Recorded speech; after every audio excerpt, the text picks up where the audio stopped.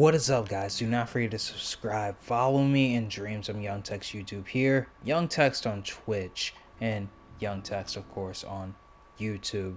Click my channel name and go to my channel playlist for individual tutorials on Logic, sculpting, animation, music, and more tutorials like fighting game tutorials, 2D game tutorials, art, sculpture tutorials, all sorts of stuff. And I even have my How to Make Games playlist for the most basic essential stuff you'll need for making games, animation tutorials like this. Check out my animation for beginners. It is very helpful for walk cycles as well as my run walk animation tutorial. And here's one of the games that I'm working on, so we can go ahead and check out, see if I know what I'm talking about. Do it look like I know how to animate? Alright, guys, that right there is my skate game. I'm also making a fighting game, all sorts of stuff, so good reasons to follow, and I can sculpt. Alright, let's jump right into animation with keyframes.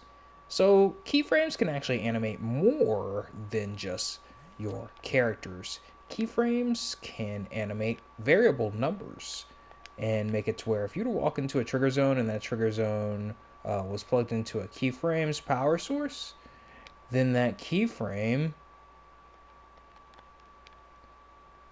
can increase this. This is also good for making beats, guys. So check out my how to make beats tutorial with keyframes. Very interesting. Check it out in my channel playlist music section for Dreams PS4. And then the result would be powered on to, let's say, a light switch, and it turns on the light whenever you step into that trigger zone that's in the power of the keyframe. So keyframes are good for activations and stuff like that, and all sorts of logic. I think it makes logic 50 times easier just using a keyframe most of the time. Other than that, it's good for animation, of course. So we're going to go ahead and pull out a puppet to test out our animations.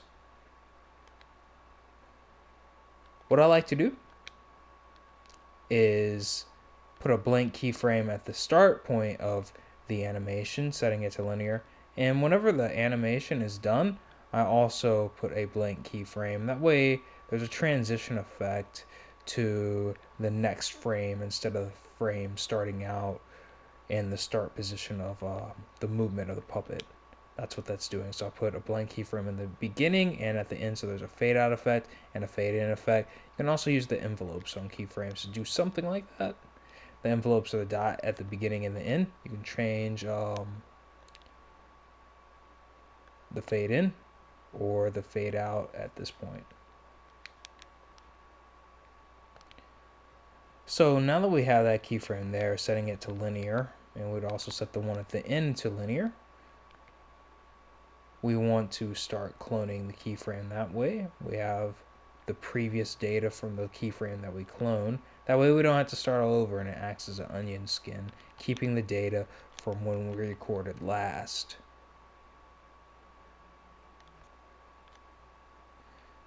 You can use L2 and the right analog stick, and analog support may come to Dreams, so there might even be more ways to animate in Dreams PS4. I'll show you guys the menu to where you can change that if and when it does come. So I'm using L2 and the right analog stick to move it now, and right now I'm using motion controls to move it. Very useful using both of those at the right appropriate times. And we're going to clone off of this keyframe, so when we clone it, it keeps the data from that keyframe. That way it works as an onion skin, and we don't have to start all over. L1 and X to start recording. And you'll notice these dots. These dots are pretty much the movements that you're making to the next frame. Try not to move it too much like this because the keyframe can remember that. So just make swift movements. Swift movements like that. Like that. Like this. You'll notice that like if it's swift, the lines will be very smooth looking. So make sure it's swift. A swift movement, because the keyframe can pick up on your other movements. As you can see, there's a little wiggle. That means that you want to do it again, but this time make your movements a little bit more swift. And most of the time, and you might have to do it a few times, that'll get rid of it.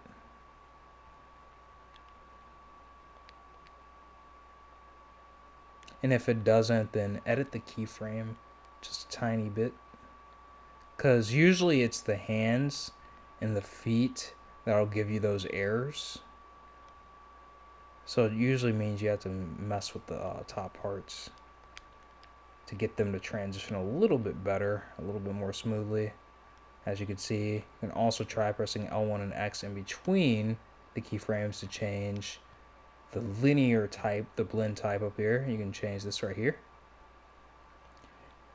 Another good thing to know is that whenever you're animating, you can put a keyframe at the bottom. And this right here can actually make your animations 20 times better. Pressing L1 and square on your puppet and messing with these options right here. So when you're running, maybe make it to where you have more foot separation, or you're skatier or slidier, or you have bicycle feet with a keyframe at the bottom, etc. And keyframes can animate and edit more than one thing at the same time, so can actually edit multiple things at the same time.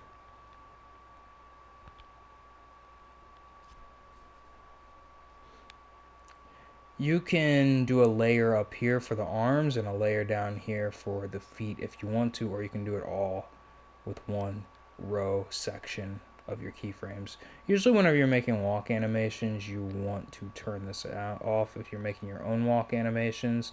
But if you don't want to do that and your character's not using something like a skateboard, because then you have to make your own walk animation, you can just use the animations that your puppet has. Now, if you want to get rid of an animation that you made, let's say you accidentally press that, press triangle on it.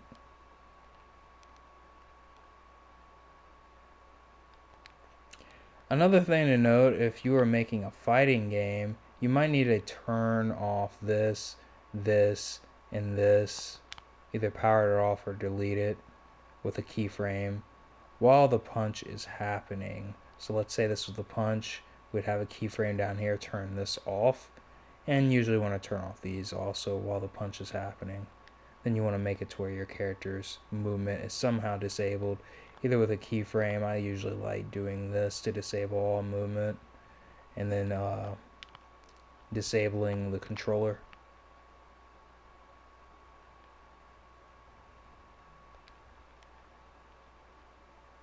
So the reason we have the puppet comes with its own walk animation is to make the game easier, of course. But the reason why it happens is because the right or left stick is plugged into the walk of the puppet interface, making a built-in animation happen, maybe probably the run animation for it. So you can actually edit these animation keyframes in here. You can also, to quickly edit things, so this is jump ascent, and that's actually this keyframe, because this keyframe is powered on by the jump ascent tab, jump ascent. That's how that works whenever you're clicking the quick edit.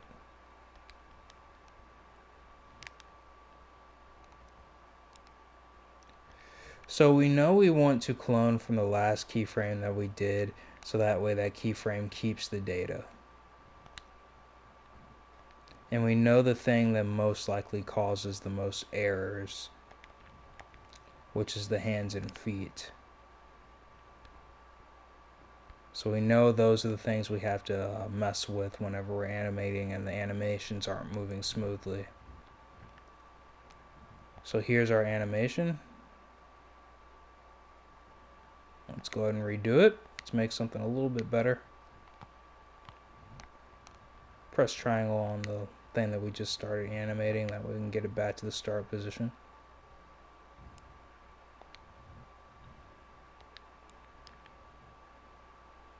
This thing has the arms animated, so I'm going to take that off.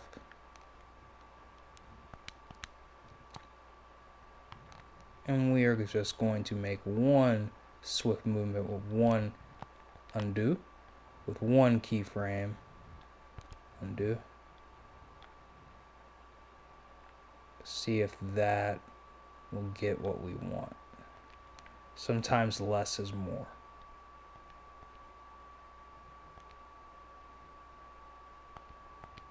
Whenever things like that happen, you can also upsize the keyframe so that way it keeps the position a little bit longer.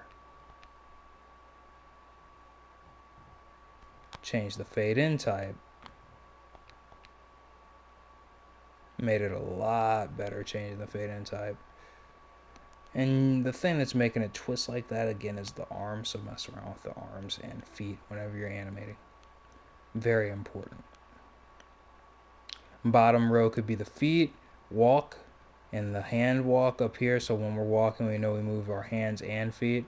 Or you can do all that with one keyframe, as I said before. With a keyframe, if you're not scoped in and you're moving it, you're actually moving the position. However, if you're scoped in, you're not moving the position, you're just moving the puppet, which means once the animation is done, it'll take it back to the start position. So know what you're doing.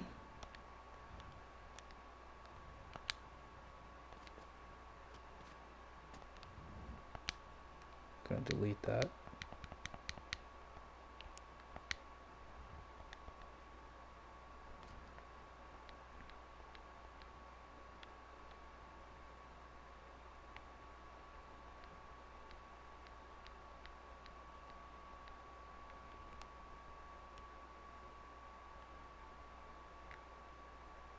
And I think that's everything.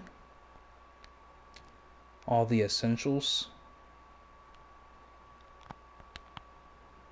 You can use this, so click this and mess around with this for your games. Very important stuff. And change the speed. Usually for a fighting game, you want your speed a little bit higher whenever you're punching. Check out my combos tutorial. You can use this to where if you don't want this row to show while you're trying to edit the top row, press that and then only this part will animate.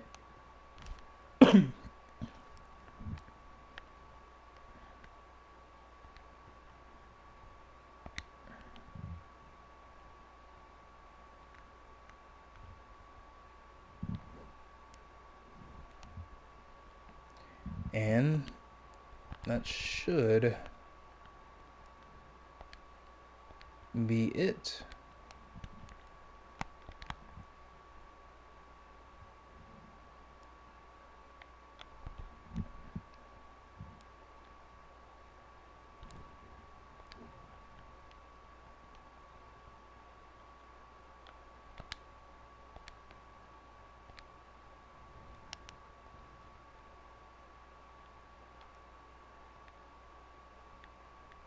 You can select all the keyframes and press L1 and square, and then it'll set both of them to linear.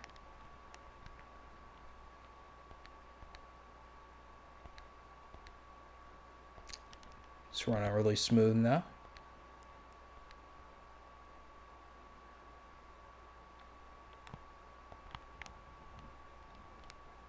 And when you're animating, just in case I didn't say this, these dots are only showing after you copy off of a keyframe that is animating a previously animated object with that first keyframe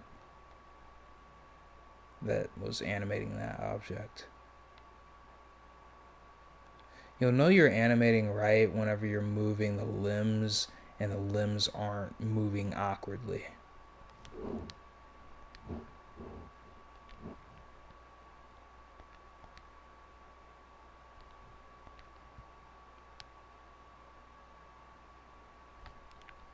And then we can add a fade out effect with this envelope.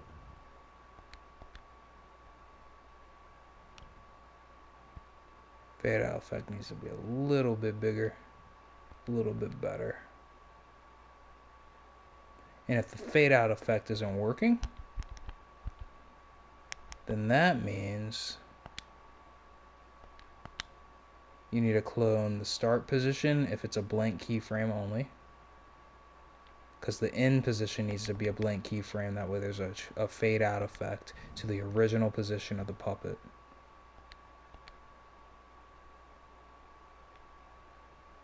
Then you can change the size right here. Also, whenever you're animating, you got these options right here. This will make it hide everything. This will make it animate both sides if you're using mirror mode.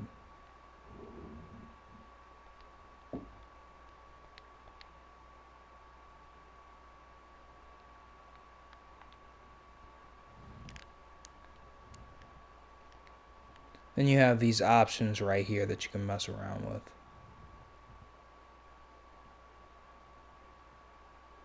I usually put this on once, sustain if it's a charge attack, and loop if, depending on what kind of attack, if it's like, an attack that's very weak, I might have it on loop if you're holding square and square plugged into here. And this is the punch animation for it, sort of like Kirby and Smash Bros. Also,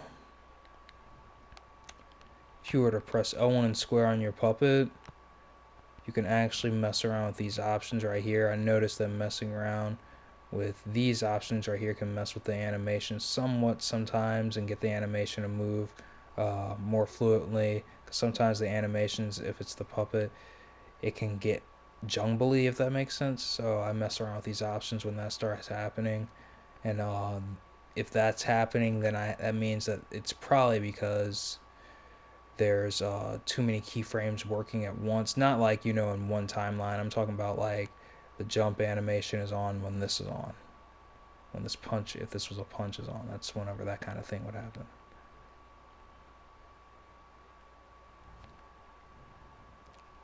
So then I either mess with the friction and stuff, or I'll try messing with something in here in the actual puppet thing right here. So I want to circle to get it out, then put it back up, the L1 and square. I'll mess around with stuff right here. Usually turn it off motion controls. Motion controls are also in here. You'll have to delete that if you want to also. I usually also turn off auto look, and if I need to, turn off auto jump. If you need to, turn this off also.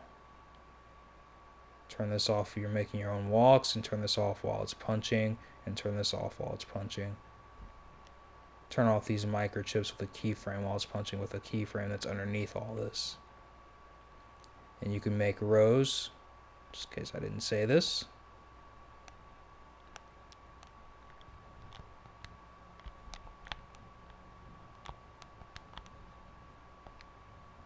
Go here, you see the rows, select this, you're only editing the top row and it won't play the bottom row while you're trying to edit this top row. That's what that's for.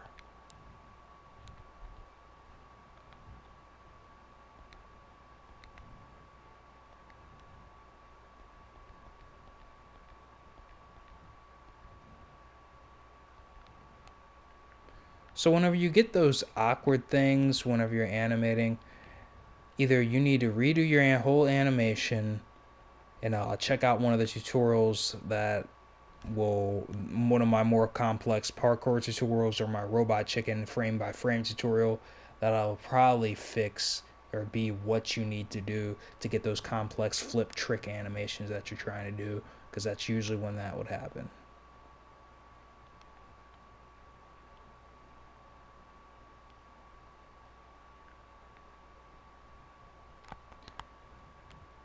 You can use a puppet interface to see stuff that you need to polish. So if he's just standing still and there's stuff that's popping up like that, that means you need to go to something in here and turn it down, or in your keyframe or something, one of your gadgets, and turn that down or off, or figure out where you need to go to turn it off. That's what I use the puppet interface for polishing. It can be lit up a little bit, but you typically don't want something lit up too much, because that means there's a chance that it'll move this way like this when the player's not trying to move. That's usually Check out my hitbox tutorial. That can help you out with your animations. This right here is the built-in hitbox. Don't use this hitbox for damage. Use a trigger zone hitbox. Check out my fighting game hitbox tutorial also. I usually use this for barriers, like if I wanted an invisible wall or something. But you can use it for damage, but it's just for certain games. That's not what this is for. So like if you're making a platformer, sure, use that for this. But if you're making a 2D fighting game like Street Fighter, you got to have invisible walls up or have some kind of logic. For me, the easiest way was invisible walls, and I used this for the invisible wall. And since it's so big, you can't use that for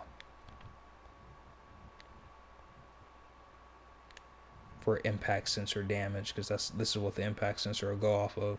Just use a trigger zone, then make it to where it doesn't collide with the second player, and the first player doesn't collide with the second player, and the second player doesn't collide with him. And the collide options can affect animation. So another thing, make sure you know what's colliding with what. Check out my labels and my custom labels tutorial for more information on collisions and my collision labels tutorial. Alright guys, this right here can affect animations when you're walking, and this can too. So mess with that stuff, and this should be it for you guys. Don't forget to subscribe, follow me in Dreams. Again, Keyframes can edit this stuff. Press triangle to get the edit undone. You can also press triangle on Puppets if there's lines on it to get the edit undone. Or you can press the undo button if you just previously made an error. Peace out, guys. Thank you so much for watching. Subscribe. Follow me in Dreams. I'm Young Text YouTube in Dreams, Young Text on Twitch, and Young Text, of course, on YouTube. Follow me here. Check my channel playlist for individual tutorials on logic, sculpting, animation, music, and more. Peace out.